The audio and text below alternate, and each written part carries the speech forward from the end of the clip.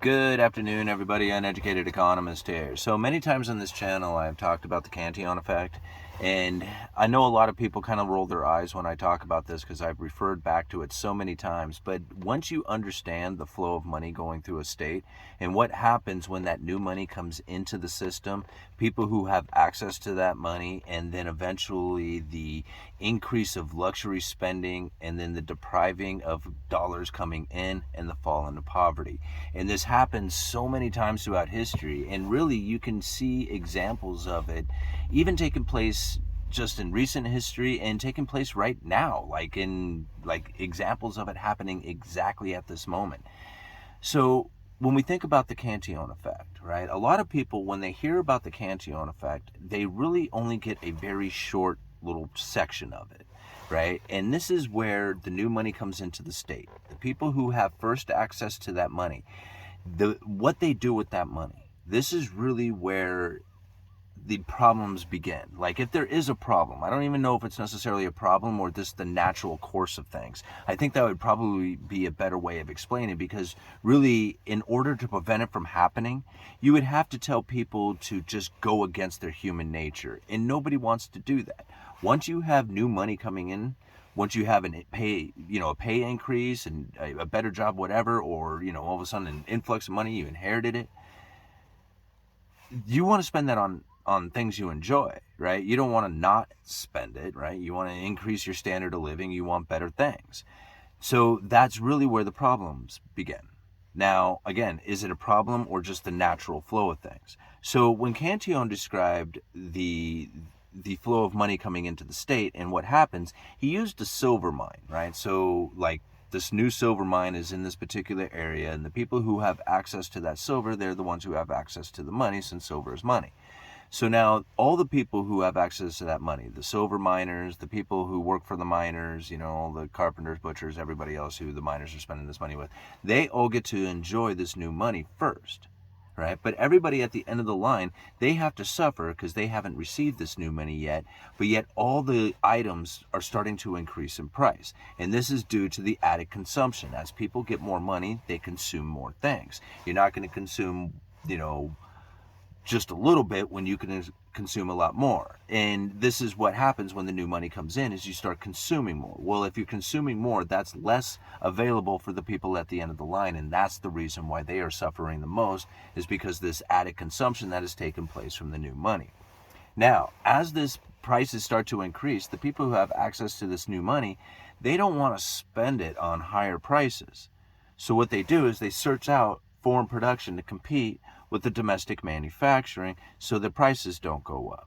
And now, as the new money continues to pour in, ever increasing amounts of consumption takes place as this new money is flowing through the system, and eventually gets down to even the bottom of the line. But again, by the time it gets there, it's already too late, because now the foreign production that's coming in is competing with the domestic manufacturing, and that's the jobs at the end of the line. And so those are the people who now have to leave. Those are the inhabitants that are now leaving the area because there is no more work for them, due to the fact that the foreign production is now competing with the domestic manufacturing that has taken place there. And now we have examples of this happening all over the place. Like right here in the United States was a great example of it. Now, if this continues, right, this new money pouring into the system, it's going to drive the people who have the new money into ever increasing amounts of foreign production and luxuries, and it'll continue to drive out ever increasing amounts of domestic manufacturing, until eventually that there is nothing but foreign production coming in. The people who then sell that foreign production to the people who have access to the money, and everybody at the end of the line then lives in poverty. The moment that the new money turns off, the foreign production stops coming in, and everybody falls into poverty. And now this is the Cantillon effect, and this is how obviously I shortened it up quite a bit, but this is basically what the Cantillon effect is, and what you can expect. Now, as I said, he wrote about this back in the 1700s. But think about the United States. We used to be a manufacturing powerhouse. We produced more and sold more to the rest of the world. In fact, we sold more than the history of the world. And people loved our stuff. They sent us all their money. As we increased our standard of living because of the new money coming in from all this domestic manufacturing that we were doing and producing that and sending it out to the world, we were getting the new money and we started increasing our standard of living. Now you think about it, like we had one income that could provide enough for an entire household, raise kids, have cars, do all that other stuff, and it was due to all that manufacturing we were doing and the new money coming in and increasing our standard of living. We enjoyed that. The more we did that, the more foreign production started to compete with our domestic manufacturing and started driving out ever-increasing amounts of our domestic manufacturing, and ever-increasing amounts of foreign production started to come in.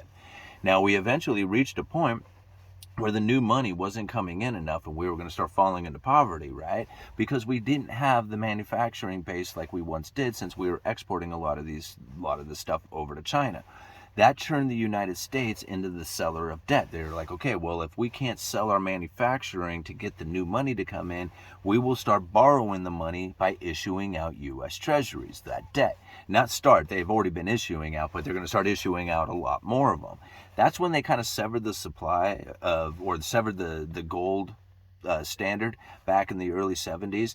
That's when the world pretty much went on a 100% fiat standard, and the U.S. Treasuries became the basic gold standard, right? So instead of holding gold on your balance sheet, you would just hold U.S. Treasuries, and it was essentially as good as gold, and for the most part. And that's what took over as the world reserve currency in trade, right? So now the United States, instead of being like a manufacturer and getting their new money in from all the good products that they sell, now they're selling U.S. debt to get the dollars in order to buy the foreign production, to bring that into the United States. And that's essentially how we have been operating. The moment that people stop taking our debt, stop buying the U.S. Treasuries, then we won't be able to buy the foreign production. If we don't have foreign production coming in, then we don't have stuff to sell to one another, and we all start falling into poverty. You see how that falls? All right, so it's very critical for the United States to continue to issue out U.S. Treasuries for the world to buy. And we already can see that this is starting to go into a position in which that the world is not really happy with the dollar, and they want to start getting out of the dollar de-dollarization, right, that has taken place out there. So this is the major concern. China, check it out. China's manufacturing, who is the manufacturing base of the world, right? They're the manufacturing powerhouse now. And so they were getting the new money in from the manufacturing.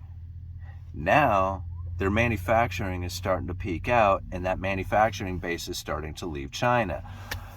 Okay, we got major problems here, because if China doesn't get the new money coming in from the manufacturing base that they once did, how are they going to get the new money in?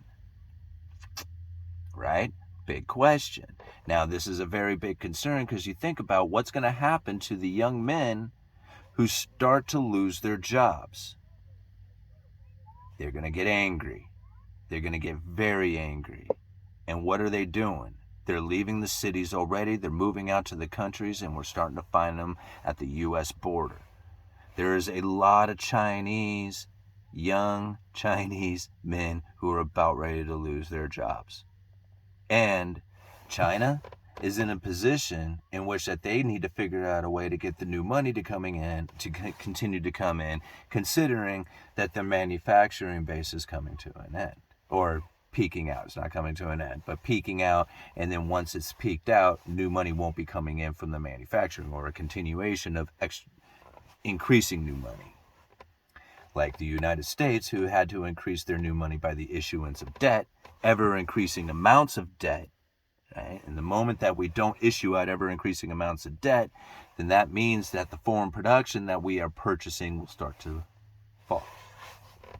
And that means we're going to start falling into poverty. Now, we think about some of these things that are happening out there, and we think about the Cantillon effect, and we look at some of the articles that I leave down in the description, and it's pretty obvious that there's really only one thing that China can do. It needs to become the issuer of debt, the world trade, right? I mean, that's the only logical step they can go to. Where else are they going to go and get this new money from? I mean, they can try to be a manufacturer, they can try to set up factories all over the world and all that other stuff, but they're starting to lose their manufacturing to foreign production. That's the way it goes. There's no other way of going about it, because Cantillon wrote about it and gave examples of it hundreds of years ago. So this is what we get to go to, is that China needs to make sure that they end up being the world reserve issuer of currency, or the issue of world reserve currency. There we go. And the only way to do that is to knock the United States off its pedestal. Doesn't look good, yeah? All right. Uneducated economist, you let me know.